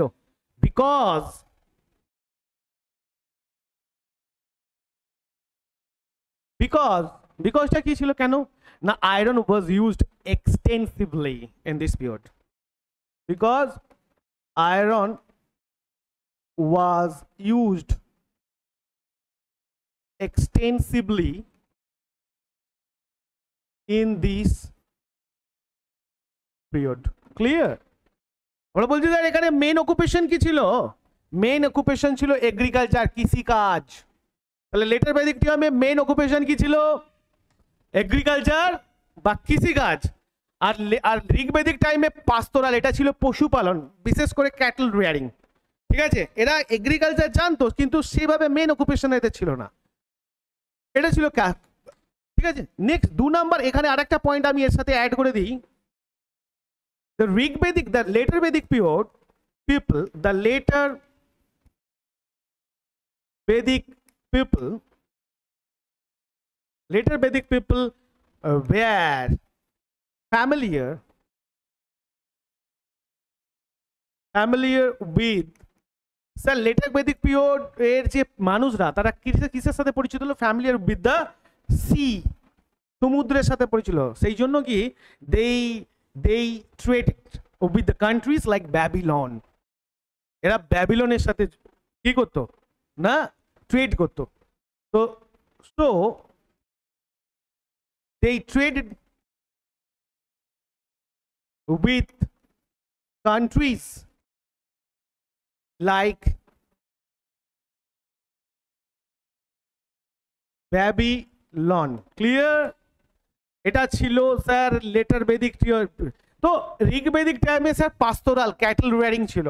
লেটার বেদিক পিরিয়ডে main occupation was agriculture, because iron was, লোহা আবিষ্কার হয়েছিল। লোহা আবিষ্কার স্যার, লোহা সম্বন্ধে আমরা ঋগ্বেদিক পিরিয়ড থেকে চালু হয়ে যায়, কিন্তু লেটার বেদিক পিরিয়ডে এটা এক্সেসিভলি ইউজ হয়, এক্সটেন্সিভলি ইউজড হয়। তো এখানে main occupation was agriculture because iron was used extensively in this period, and later Vedic period were familiar with, people were familiar with the sea.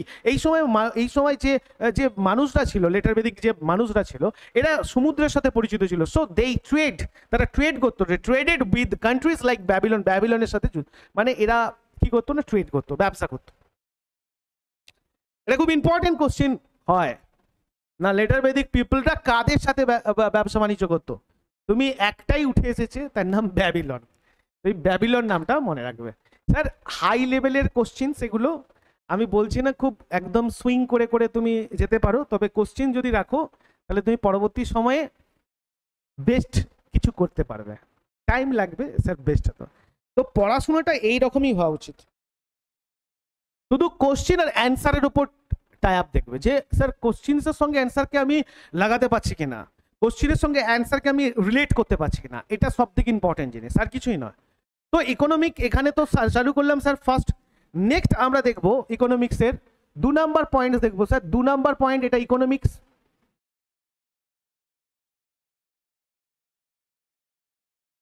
2 number point, ও তো disturb হয় না। 2 number point দেখবো ইকোনমিক্সের। এখানে sir কি আছে না, যেভাবে যেটা ইউজ করতো ইকোনমিক্সের জন্য, তো একটা স্যার মুদ্রা দরকার।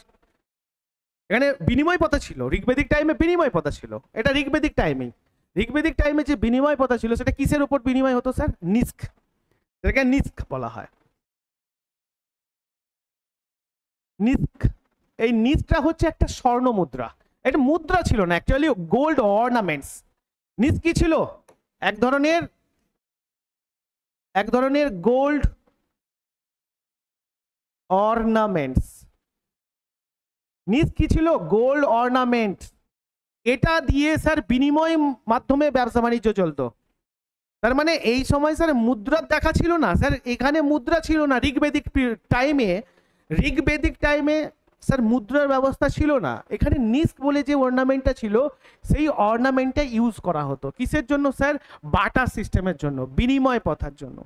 বাট লেটার বেদিক টাইমে এটা চেঞ্জ হয়ে যায় স্যার। লেটার বেদিক টাইমে এখানে দুটো কয়েন্স দেখতে পাই, একটা গোল্ড কয়েন্স আর একটা silver coins, like Shatamana and Krishnala. Gold কয়েনের নাম হয় স্যার শতমনা, আর সিলভার কয়েনের নাম হয় কৃষ্ণালা। কৃষ্ণালা, ঠিক আছে, were used to method of exchange. ব্যাপারটা বোঝা গেছে? এটা কি বাটার সিস্টেমে ইউজ করা হয়। তাহলে এখানে দুটো কয়েন্স জানি আমরা, gold coin, gold and silver coin like Shatamana. Shatamana, তাহলে গোল্ড কয়েনের নাম শতমনা আর সিলভার কয়েনের নাম কি হয়? কৃষ্ণালা। তাহলে একটা গোল্ড কয়েনের নাম শতমনা আর Krishnala, were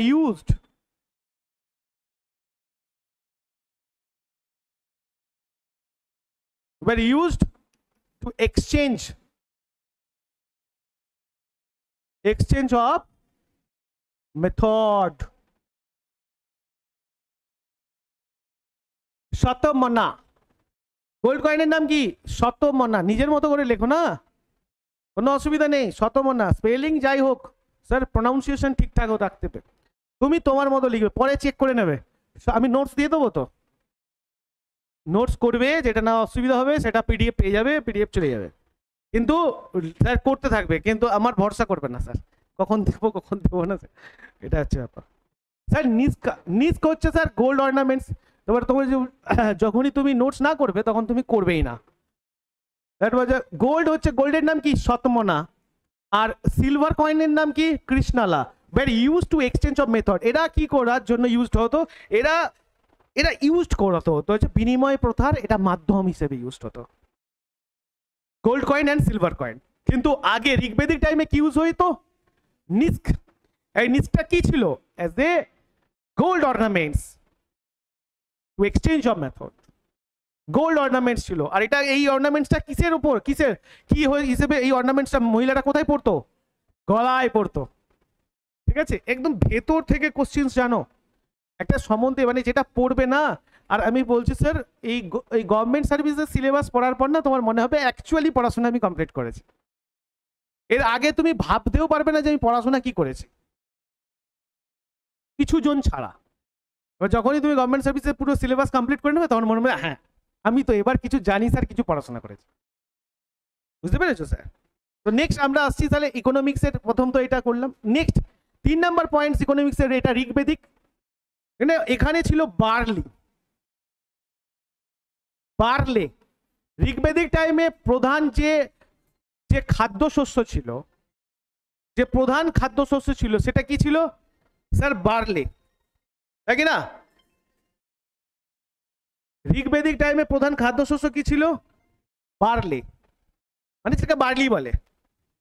R letter Vedic টাইমে এখানে খাদ্যশস্য কি হয় না, এখানে বার্লি তো ছিলই, কিন্তু এখানে রাইস হয়ে যায়, এখানে হুইট হয়ে যায়, এখানে বিনস হয়ে যায়, ওয়্যার কাল্টিভেটেড। এখানে বার্লি তো ছিলই, বার্লির সঙ্গে সঙ্গে rice, wheat, beans were cultivated. এগুলোও চাষ হয়। কি কি চাষ হয় না? বার্লি চাষ হয়, রাইস চাষ হয়। রাইস এখানে উৎসবের সময়, লেটার বেদিক টাইমে যে উৎসবগুলো বা রিচুয়ালসগুলো হতো তার মধ্যে রাইস খুব উল্লেখযোগ্য ভূমিকা পালন করতো। কিন্তু এই সময় প্রধান খাদ্যশস্য হিসেবে যেটা ছিল, ঋগ্বেদিক টাইমে প্রধান খাদ্যশস্য তোমাকে কি বলবে? বলবে হচ্ছে বার্লি। কিন্তু লেটার বেদিক পিরিয়ডে প্রধান খাদ্যশস্য স্যার গম, হুইট বলবে, হুইট অ্যান্ড রাইস। ঠিক আছে, এই দুটোই ছিল।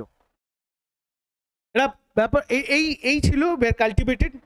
অ্যান্ড নেক্সট আমরা আসবো স্যার ইকোনমিক কন্ডিশনের মধ্যে। এবারে এইটা ইকোনমিক্স চলছে, এর মধ্যে সব থেকে একটা মোস্ট উল্লেখযোগ্য জিনিস ছিল যে স্যার ইকোনমিক্সের ঋগ্বেদিক টাইমে ইকোনমিক্সের মেন কি জিনিস ছিল?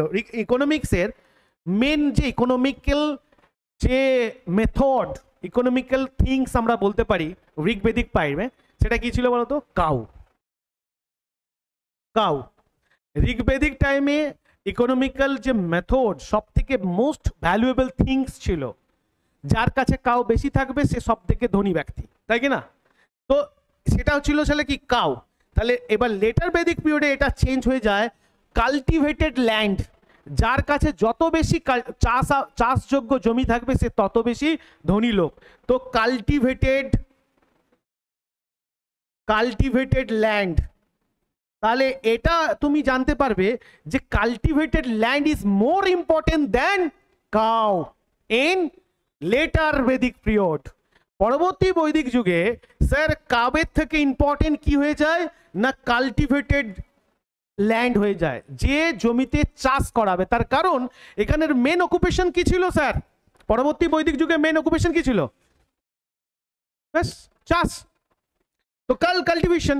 সেই জন্য তাহলে ঋগ্বেদিক সঙ্গে লেটার বেদিকে তোমার মোটামুটি বোঝা যাচ্ছে স্যার, এরকম কিছু প্রবলেমস নেই। নেক্সট আমরা আসবো এবার রিলিজিয়ন। এটা তো স্যার আচ্ছা এটা ইকোনমিক্স হয়ে গেছে, ইকোনমিক্সে আর বিশেষ কিছু নেই, এটা ইম্পর্টেন্ট। দেন আসবো স্যার রিলিজিয়ন। রিলিজিয়ন সেক্টর, দেখো ঋগ্বেদিক টাইমে এটাই লাস্ট, আমাদের রিলিজিয়ন সেক্টরটা হচ্ছে স্যার লাস্ট, মানে তাহলে আমরা লেটার বেদিক পিরিয়ড খতম করে দেবো তো হয়ে যাবে। এটা ছোট একটা যায় চাপ। ঋগ্বেদিক টাইমটা তবু একটু বড় ছিল, লেটার বেদিক টাইম ছোট। প্রথম তো এই যে লেটার বেদিক যে period is also called age epic age, এটাকে বলা হয়। তো এটাকে লিখে রাখো, later Vedic period is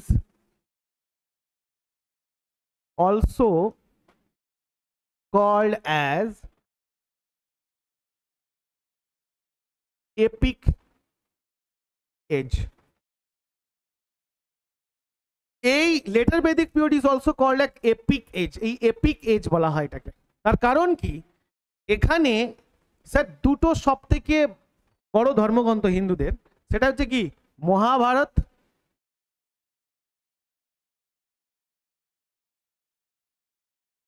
and Ramayana were written in this period.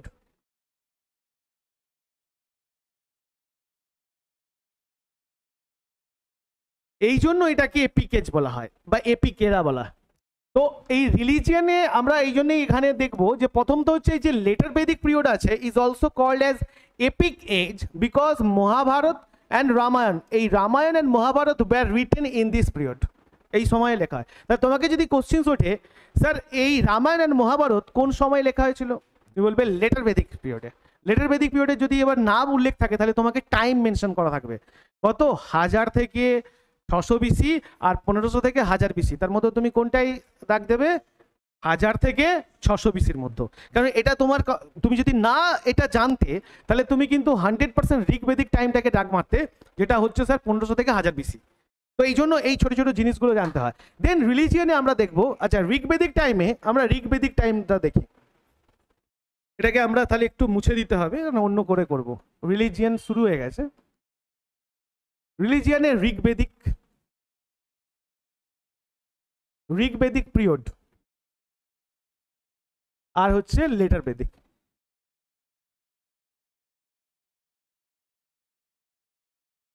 Sir Rigvedic টাইমে যে রিলিজিয়ন, যে ধর্ম, এই ধর্মের মধ্যে মেন গডস ছিল। তাহলে ঋগ্বেদিক টাইমে মেন গডস কি ছিল? 3 জন ছিল। কে কে? প্রধান মেন, এখানে মেন গড কে ছিল স্যার?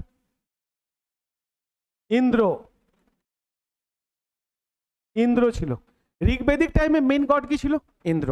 আরো 2 জন ছিল, অগ্নি এন্ড বরুণ। তাহলে 2 নাম্বার কে ছিল? অগ্নি। আর 3 নাম্বার ছিল বরুণ।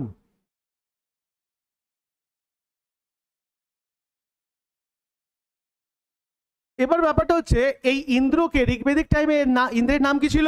কি বলে ডাকা হতো? ইন্দ্রকে কি বলে তো? পুরন্দর। পুরন্দর। তাহলে এইটা পরীক্ষায় আসে স্যার, ঋগ্বেদে ইন্দ্রের নাম কি ছিল? পুরন্দর।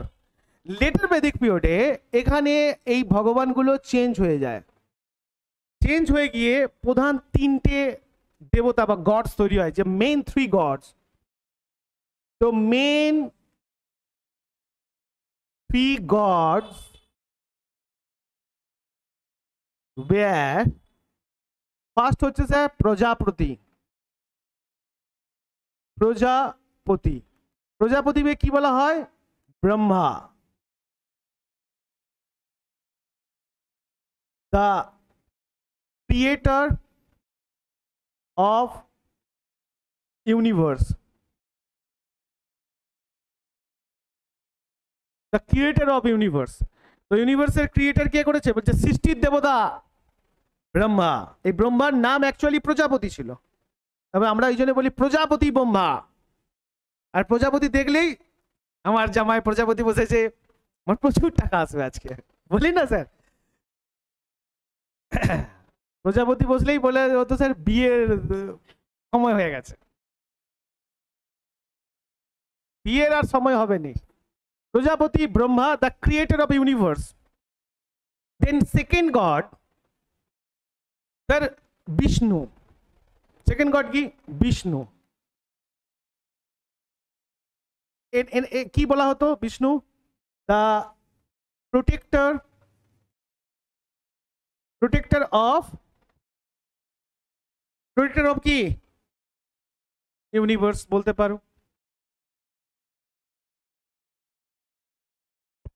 এন্ড 3 নাম্বার ছিল যাকে বলা হতো রুদ্র। আর রুদ্রর নাম কি ছিল? Lord Shiva, the destroyer of the universe.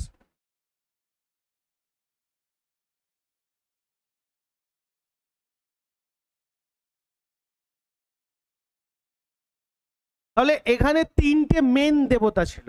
একটা হচ্ছে স্যার প্রজাপতি Brahma and the Vishnu, the protector in the creator of the universe, the protector of universe, এনে প্রোটেক্ট করবে। and রুদ্র হচ্ছে the destroyer of universe। তার মানে স্যার এমন ভাবে তৈরি করা হলো যে কেউ তো একজন তৈরি করবে, কেউ একজন রক্ষাও করবে, তাকে রাখা হোক। আর কেউ তো যে তৈরি হয় সে ভেঙেও যায় স্যার। একদিন না একদিন স্যার ভাঙার জন্য একজনকে তৈরি করি, তার নাম লর্ড শিবা। ভালো বোঝা গেছে স্যার? তো তুমি ভাবছো স্যার আমি তৈরি হয়েছি, আমি সারা জীবন বেঁচে থাকবো। সারা জীবন তুমি বেঁচে থাকবে না, আস্তে আস্তে তুমি বুড়ো হইতে শুরু করবে। আর বেশি নয় 10 বছর পর তোমার দেখবে আগের সঙ্গে এবারের মিল পাচ্ছ না। এই করতে করতে তুমি যখন আস্তে আস্তে পরন্ত এই যে চলে যাবে, তখন তুমি ডিস্ট্রয় হবে। প্রকৃতি একমাত্র দুটো জিনিস চাই তোমার কাছ থেকে। প্রকৃতি একমাত্র দুটো নয় স্যার, একটা জিনিসই চায়। এই টোটাল ইউনিভার্স, দ্য নেচারের একটাই ইঙ্গিত, তোমার কাছ থেকে একটা কেবলমাত্র ছেলে উৎপাদন করে নেবে, বাচ্চা উৎপাদন করে নেবে, হয়তো বা কোনো একটা গ্যামেটস উৎপন্ন করবে, তারপরে তোমাকে ছেড়ে দেবে। প্রকৃতি আর কিছু চায় না। প্রকৃতির রুলস স্যার এটা মেনে নাও। প্রকৃতি তোমার কখনো চায় না তোমার এডুকেশন হোক, প্রকৃতি কখনো চায় না তুমি বেঁচে থাকো। যেদিন তোমার কাছ থেকে আর একটা নতুন প্রাণ উৎপন্ন করে নেবে না, তার পরের দিন থেকে তোমাকে ড্যামেজ করতে শুরু করে দেবে। তার কারণ নতুন জিনিসের পদার্পণ আর পুরনো জিনিসের আউট অফ দ্য বক্স, এটা প্রকৃতি চায়। প্রকৃতি তোমাকে কখনো জ্ঞানী করতে চায় না, তুমি মেনে রাখো। প্রকৃতি তোমাকে কখনো চায় না তুমি জ্ঞানী হোক। আর তুমি যদি জ্ঞানী হোক, প্রকৃতির বিরুদ্ধে চলে যাবে। আর প্রকৃতি চায় না, প্রকৃতি তোমাকে যেভাবে হোক তোমার শরীর থেকে একজনের নতুন জন্ম নেবে, নেওয়ার পর তোমাকে আউট করে দেবে। এটা প্রকৃতির রুলস স্যার, মেনে রাখো। এর বিরুদ্ধে, এর বাইরে কিচ্ছু নেই। এবার তুমি যদি ভাবো যে স্যার আমি অনেক কিছু করব প্রকৃতির বিরুদ্ধে, স্যার ও তো আলাদা চিন্তা করে বসে আছে। তোমার জন্ম হয়েছে, তোমাকে দিয়ে আর একটা জন্ম করাবে, কে তোমাকে মেরে দেবে, যেমন তোমার বাবাকেও মারবে। বোঝা গেছে? এটা প্রকৃতির রুলস, এই রুলসেই চলছে। নেক্সট আমরা আসছি হচ্ছে স্যার ইন্দ্র। এর মধ্যে প্রকৃতির বিরুদ্ধে যারা গেছে তারা মহাপুরুষ হয়ে গেছে। স্বামী বিবেকানন্দ জন্ম দেয়নি, মহাপুরুষ হয়ে গেছে না? জন্ম দিলে তুমি কাপুরুষ হয়ে যাবে, আর জন্ম না দিলে তুমি মহাপুরুষ হয়ে যাবে। চলো নেক্সট, ইন্দ্র, অগ্নি, বরুণ। তো মেন যে লেটার বেদিক পিরিয়ডে যে god, main 3 gods were the Prajapati, Brahma, Vishnu and রুদ্র। এটা ছিল স্যার লেটার বেদিক পিরিয়ডে দ্য ডিস্ট্রয়ার অফ ইউনিভার্স, এরা ডিস্ট্রয় করে। তো এইভাবে এমন ভাবে তৈরি হয়েছে। নেক্সট আমরা এখানে সিমিলারের থেকে একটু অন্যভাবে দেখি, স্যার এই যে রিলিজিয়ানটা ছিল এখানে আরো কিছু গড ছিল, তার মধ্যে আর একটা উল্লেখযোগ্য গড ছিল, তার নাম হচ্ছে স্যার পুষান। এবার Prajapati Brahma is the main supreme god in this time. তো লিখাও এইটা, তো তোমাকে কোশ্চেন করবে যে এই তিনটে তো মেন গড, তার মধ্যে মেন গড কে ছিল? প্রজাপতি। তো মেন গড সুপ্রিম গড লেখো, প্রজাপতি ব্রহ্মা ওয়াজ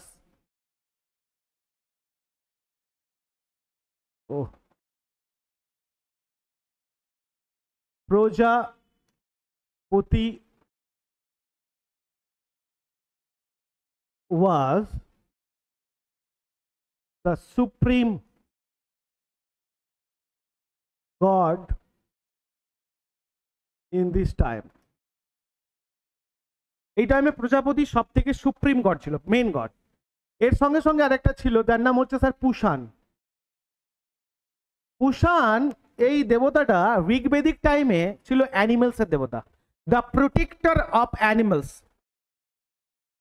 the protector of animals in Rigvedic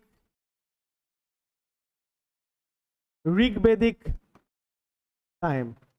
But এখানে later Vedic time he became, তিনি কি হয়েছিলেন?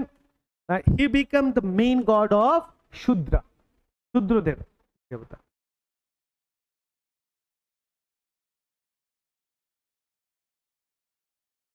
Main god of শূদ্রা।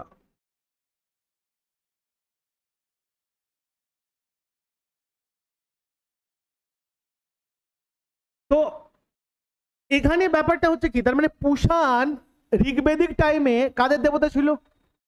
অ্যানিমেলস এর দেবতা ছিল। পুষান ওখানে দেখবে অ্যানিমেলস এর দেবতা, এটা নিয়ে দেখবে জড়িয়ে যায় অনেক সময়। পুষানকে নিয়ে তুমি অনেক সময় পড়বে, তুমি দেখবে ঋগ্বেদিক টাইমে একটা আলাদা লেখা আছে, এখানে তো মনে হবে ঋগ্বেদিক টাইমে